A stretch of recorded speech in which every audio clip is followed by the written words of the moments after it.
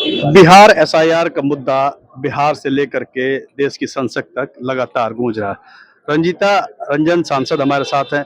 रंजीता जी, आप लोगों को क्यों आपत्ति लग रही है? चुनाव आयोग अगर कहता है कि किसी का नाम नहीं कटेगा, सुप्रीम कोर्ट से भी आप लोग गए, सुप्रीम कोर्ट में भी आप लोगों को की बात मतलब उतनी राहत नहीं मिली, ऐसा चुनाव आयोग कहता है।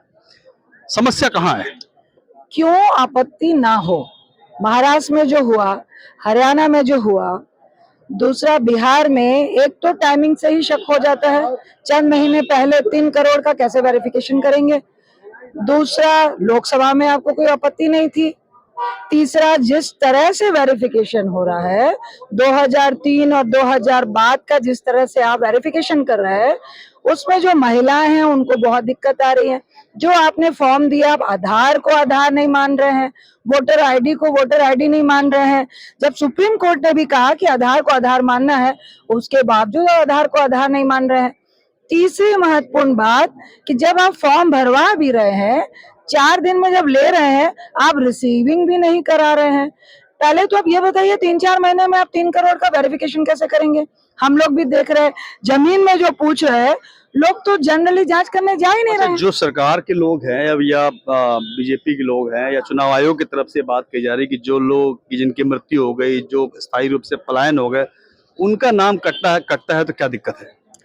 देखिए, हमें जो जिनकी मृत्यु हो गई उस पर कोई दिक्कत ही नहीं थी।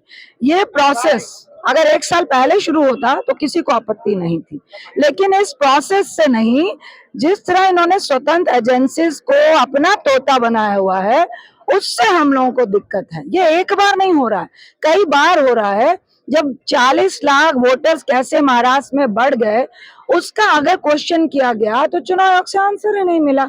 जबकि एक प्रतिनिधि का राइट होता है कि आप उसको सीसीटीवी कैमरे से दिखाइए। तो ये चुनाव आयोग नहीं है, ये भाजपा का एजेंडा है।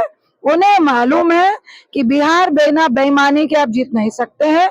इसके बाद असम और बंगाल की बारी है। ये इनका टारगेट है, एक लाखों लोगों को जो भाजपा का वोटर नहीं है उसको वोटर राइट से, वोटिंग राइट से हटाने का षड्यंत्र है। मैं तो ये भी दावा करूंगी कि 4 महीने में इनकी कोई लिस्ट आने वाली नहीं है, इनकी लिस्ट ऑलरेडी रेडी है।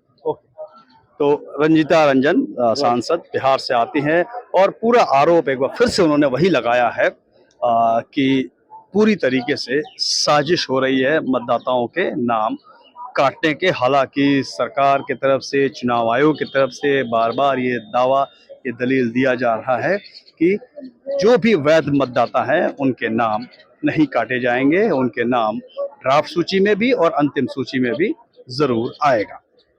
प्रशांत देव, न्यूज़ 24, दिल्ली।